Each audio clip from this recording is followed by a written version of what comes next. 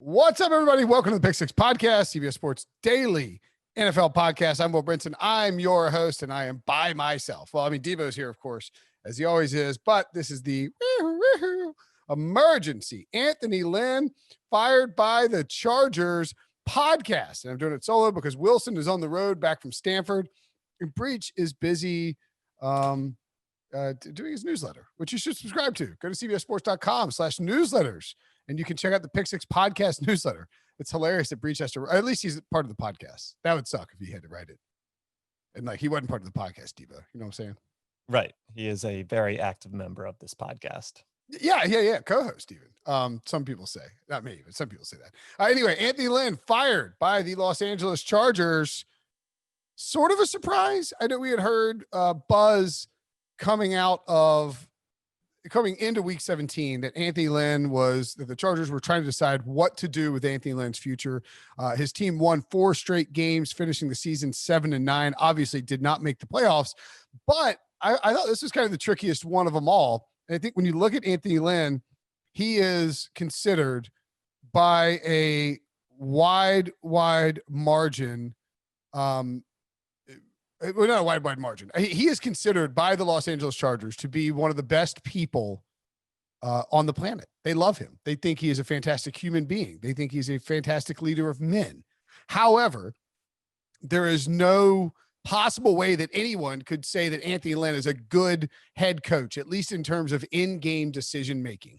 Now, the arguments you would make for Anthony Lynn, one, hey, maybe he can figure out the head coaching thing, the in-game head coaching thing. Maybe he can turn that thing around. Unfortunately, it's been 4 years. Now, the Chargers went 9-7 in his first year, 12-4 his second year. It's pretty good, but, almost didn't go to Foxborough and almost beat the Patriots, but a lot of people, including yours truly, thought they might have a shot. They got blasted, but then 5-11 last year and 7-9 this year. Now, the argument for Lynn, I mean, it's not good that your record's cascading off a cliff like that. They drafted Justin Herbert, and Justin Herbert had a historically great rookie season. I mean, this kid was unbelievable. Threw it in my face, and Pete Prisco thought he was going to be incredible, and it paid off. Completed 67% of his passes, 4,336 yards, 31 touchdowns, a rookie record, and just 10 interceptions. He was awesome. And if were it not for various blunders by Anthony Lynn as a head coach late in games, this team probably wins more. They had some tough losses against good teams like the Chiefs, who, earlier on in the season took him out, and Herbert played really well. I mean, they had a rough schedule, but everybody's got a rough schedule. And I don't know, man. I think I would have moved on from Anthony Lynn because of all the mistakes he made as a head coach, but I understand why this is maybe a more difficult decision. Debo, would you say you were surprised? Yeah, we talked about that this was the one that we weren't sure we were going to have to emergency podcast for. But when you get to year 4 and you're still making those crucial in-game mistakes, I think the choice becomes a little bit more clear. And I know out of a lot of people watching NFL, you've seen more Chargers games than almost anyone. So you are very close to this. Maybe Phillip Rivers extends his Chargers career if Anthony Lynn doesn't have as many in-game mistakes last season. Now, last season was a little bit of a throwaway, but you're coming off of a 12-4 year. So 4 years in is enough time to tell if you have the guy to make the right in-game moves. And Anthony Lynn, not that person. 4 years, I think you cut ties. I agree. And part of the thing is, when you look at this job, again, they finished 7-9, won their final 4 games. I mean, they won them they blew out the Chiefs in week 17. But before that, they beat the Falcons by 3. They beat they beat the Raiders by 3 in overtime, and they beat the Broncos by 3. So this is not a team that has been exactly dominant even in its spots. I mean, they kept things close about every single game, and I think that has to be a concern if you're an Anthony Lynn supporter. When you have a quarterback like Justin Herbert who played the way that he did as a rookie, you are going to have a ton of interest in this job.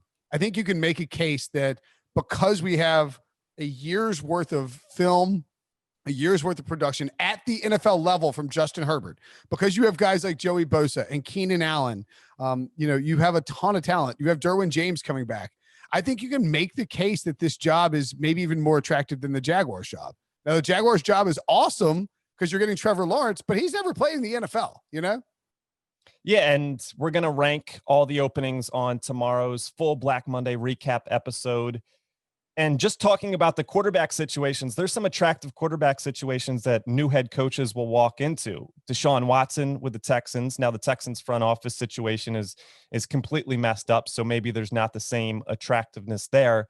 But Trevor Lawrence, Deshaun Watson, Justin Herbert are going to be paired with 3 new head coaches. So there is these vacancies, it seems like probably better than in years past in terms of what to look forward to, even in the first year of these new head coaches. Yeah. I mean, that's the thing is like, you don't, and you could also add Justin Fields and or Sam Darnold to it. You know, I think the thing with these jobs is usually bad teams fire their coaches and bad teams don't have the quarterback situation solved. Right. I mean, that's sort of the point. You forgot, we got vacancies with future Hall of Famer Matt Stafford, potentially with the Lions.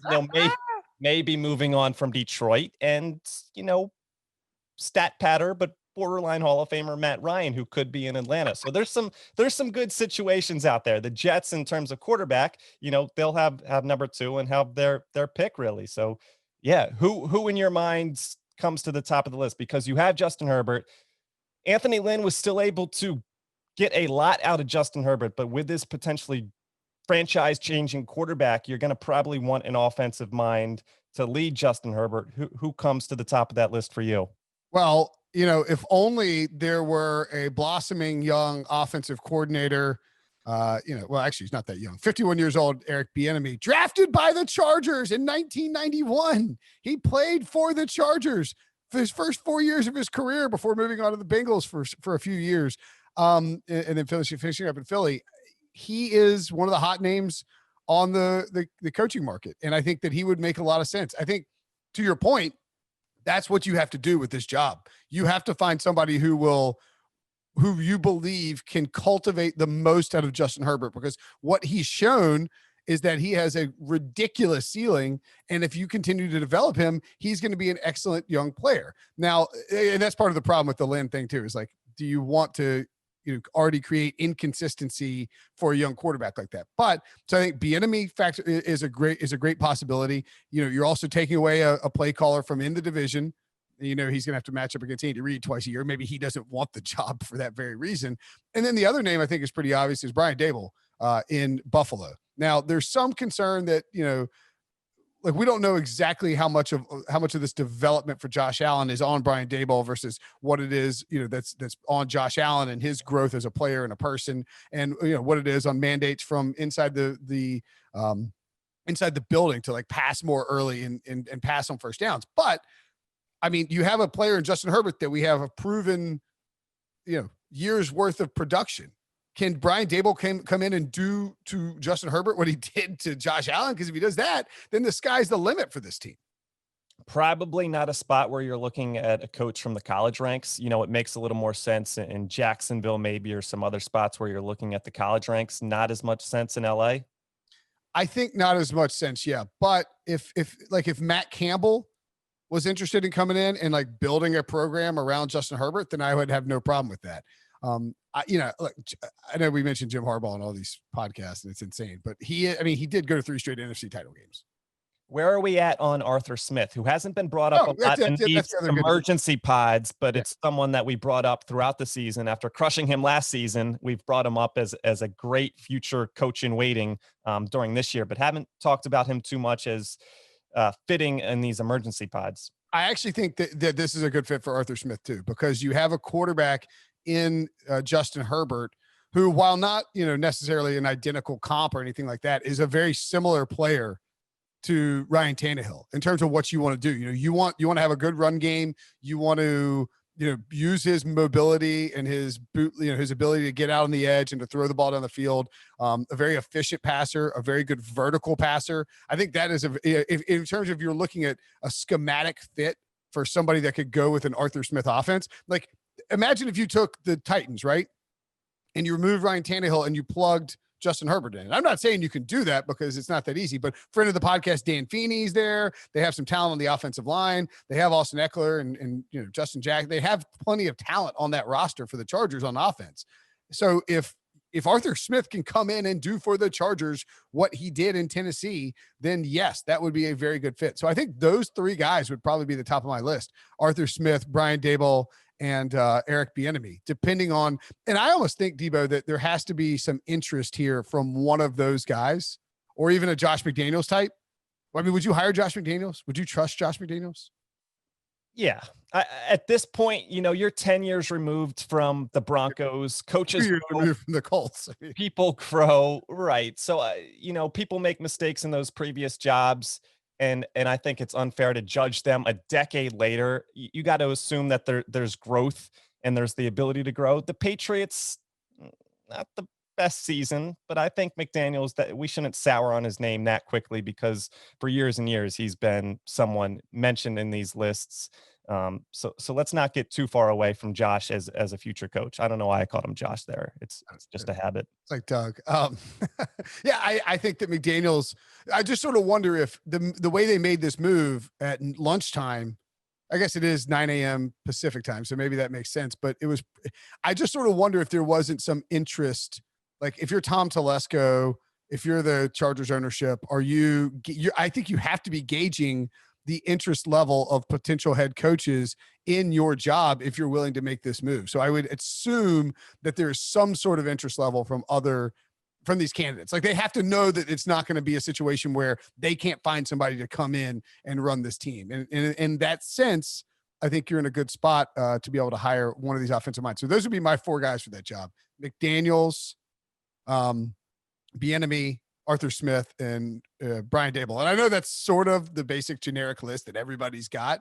And it's not really outside the box, but I don't think you need to think outside the box. Find an offensive guy who has shown that he can develop a young and or franchise quarterback, get some growth out of him, and then you bring that guy in to handle Justin Herbert. And if you do that, that's the only way you can compete with the Chiefs.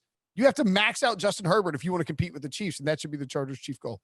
Yeah, it seems like that list of candidates isn't super extensive. It is just a rotation of about 4 or 5 names, and then you throw in, the 4 guys in the NFL, and then it's the Campbell, the Meyer, the Fitzgerald from the college ranks, and that's what we're seeing this year. Yeah, I think this feels like a very offensive heavy hiring cycle, because what you pointed out, all these quarterbacks. Like, if you're, but once again, we find ourselves with 6 openings, every year. You might not get there. It's just this constant turnover. 6 openings again. Do we get another surprise today, or are we done? I think we're done. Maybe, I don't think they'll make a move on Vic Fangio, but that would be the only other one, I think, other than Doug. He appeared with Howie Roseman on the Zoom. I assume he's good. He is as safe could be. That is not true. He's not as safe can be, but he's probably safe. Is there another? I can't think of another one that is a possibility. There's no like left field firing this year. There's no, rarely we see the coach that makes the playoffs and they don't perform well in the playoffs and then gets fired because of their performance or lack of performance in the playoffs. That isn't apparent. The one guy that I think you could, but I think he'll get at least one more year for sure. Cliff Kingsbury. I think you could at least look at. Joe Judge first year, Mike McCarthy first year, Doug is safe, Washington's in the playoffs, Ron Rivera first year, Matt LaFleur. You know what? I suppose Matt Nagy. Yeah. We can hold off on Cardinals talk, but I watched 16 Cardinals games this year. And and Cliff Kingsbury is not the answer. I am not a fan of Cliff. But I don't. But for internal political reasons, I don't think that they'll be able to fire him after his second year. Yeah. And we know Breach is happy. He's got another year of Zach Taylor. That's right. They have officially announced Zach Taylor will be back. I mean, you just run through the list, and you just can't find, like, Fangio, Mike Zimmer, I guess, would be a possibility. Didn't they just extend him? Am I crazy? Yeah, last offseason, I think, alongside Cousins. The surprises would be Kingsbury, Zimmer, Fangio, possibly McCarthy, I guess, and Matt Nagy at this point. But I don't think we'll get any of those. Although you never know. Weirder things have happened in the NFL. All right, that's the Anthony Lynn Got Fired podcast. Talk to you guys later.